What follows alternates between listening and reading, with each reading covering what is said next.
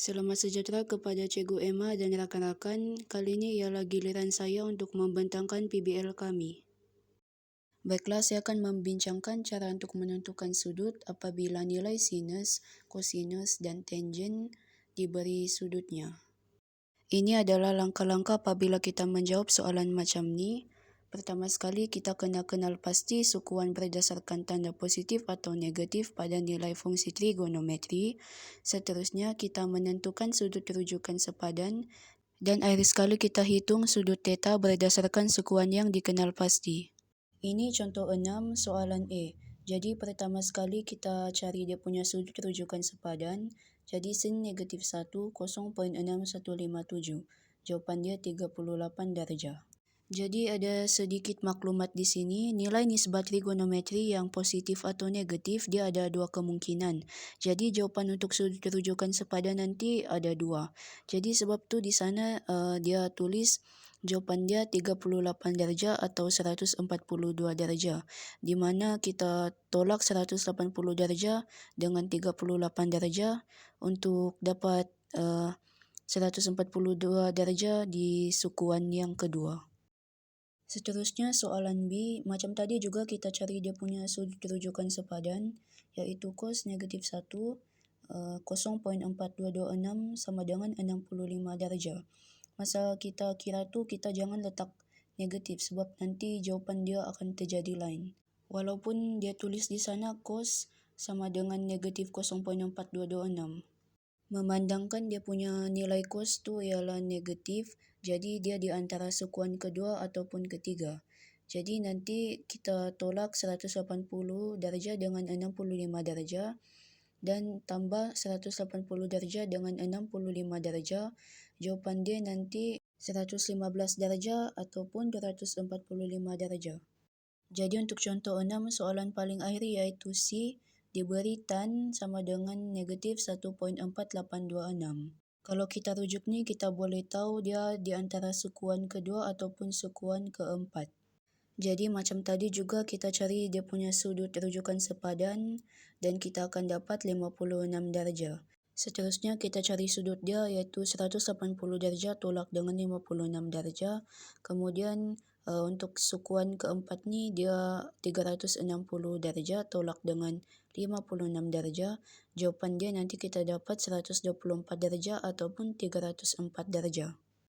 Sekarang saya akan bincangkan tentang cara menyelesaikan masalah yang melibatkan sinus, kosinus dan tangen. Baiklah, ini ialah contoh 7 di muka surat 182. Kita jawab yang A dulu, dia suruh kita cari cos X. Pertama sekali kita cari dulu panjang QR, 8 bahagi 2 jadi 4 cm. Kemudian dari 4 cm tu kita boleh cari hipotenus iaitu PR. Jadi 3 kuasa 2 tambah 4 kuasa 2. Lepas tu kasih puncak kuasa, nanti dapatlah jawapan dia 5 cm. Baiklah, kalau kita tengok tu X tu, dia ketara sudah ialah sukuan keempat. Jadi sukuan keempat ni dia punya cos ialah positif. Jadi cos X ialah positif. Jadi dengan menggunakan rumus cos iaitu sisi bersebelahan bahagi dengan hipotenus, kita akan dapat 3/5. Jadi sudut QPR sama dengan juga dengan cos X. Jawapan dia nanti ialah positif 3/5. Sekarang kita ke soalan B. Jadi soalan B dia minta kita cari tan Y. Bila kita tengok tu Y tu, kita boleh tahu dia ialah sukuan kedua. Jadi tan Y ialah negatif. Sebab kita tahu di sukuan kedua tu hanya sin sahaja yang positif. Jadi tan Y sama juga dengan sudut QRP. Jawapan dia ialah negatif 3/4. Iaitu dengan menggunakan rumus tan sisi bertentangan per sisi bersebelahan. Jadi contoh 8 ialah contoh terakhir yang saya akan bincangkan. Dia punya soalan ada di muka surat 182. Saya sarankan kamu cek buku teks sebab dia punya tulisan kecil di sini. Okey, langkah pertama kita cari dia punya sudut dulu. Dia sudah bagi cos sama dengan negatif 0.866. Dia berada di sukuan kedua. Lepas tu kita cari dia punya sudut rujukan sepadan. Jadi kita dapat 30 darjah. Kemudian kita cari dia punya sudut, yaitu 180 darjah tolak dengan 30 darjah. Jadi kita akan dapat 150 darjah. Jadi ini maksud dia dengan tu 150 darjah dengan 30 darjah tu. Di sini kita guna kita punya fikiran lah, imajinasi. Kita bayangkan tu lengan robot tu dia membentuk segitiga supaya lebih senang kita cari jawapan. Jadi nanti kita punya maklumat dapat macam ni. Jadi langkah pertama dia kita kena cari panjang QR dahulu. Kita tengok dulu tu segitiga OQR. Dia punya hypotenuse iaitu QO dia sama panjang dengan OP. Jadi dia pun 15 cm. Dengan menggunakan rumus sin, kita tulis sin 30 darjah sama dengan QR per 15. Kita ganti tempat, jadi nanti QR sama dengan sin 30 darjah darab dengan 15. Jadi panjang QR ialah 7.5 cm. Langkah kedua kita akan cari panjang OR. Jadi kita akan guna rumus cos. Jadi cos 30 darjah sama dengan OR per 15. Kemudian kita ganti tempat. Jadinya nanti QR sama dengan cos 30 darjah darab dengan 15. Jawapan dia ialah 12.99 cm.